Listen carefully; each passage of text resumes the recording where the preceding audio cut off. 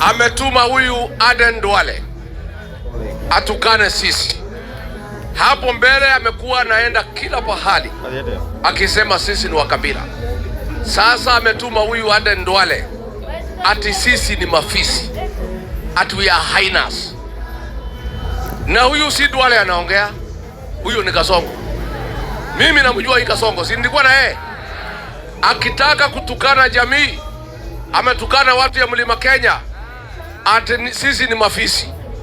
Na mimi nataka niambie watu mlimani, hao matamushi ya Duale sio ya Wasomali. Wasomali bado tukana jamii ya Mlima Kenya. Huyu ni Duale binafsi akitumiwa na William Ruto. Na mimi nataka niseme watu ya Mlima Kenya, naomba nyinyi msilaumu jamii ya Wasomali. Duale ndio mwenye kutumika na Kasongo kutukana sisi. Wasomali na sisi ni chanda na pete. Wasomali na watu ya jamii ya Mlima tunafanya biashara pamoja, na uchumi wa nchi hii inasaidiwa sana na jamii ya Wasomali na watu ya Mlima Kenya.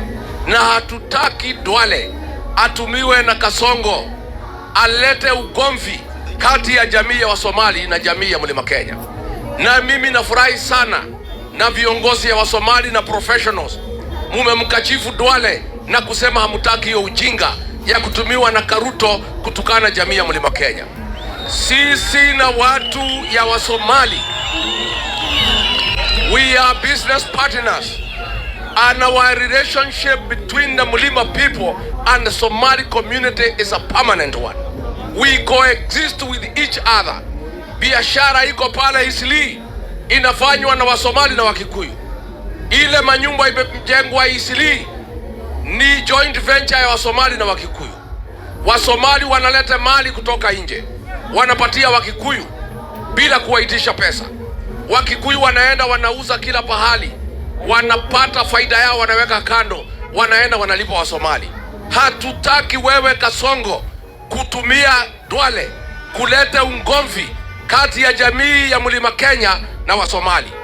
Na mimi nataka niambie Wasomali, sisi tunaheshimu nyinyi sana, tunawapenda.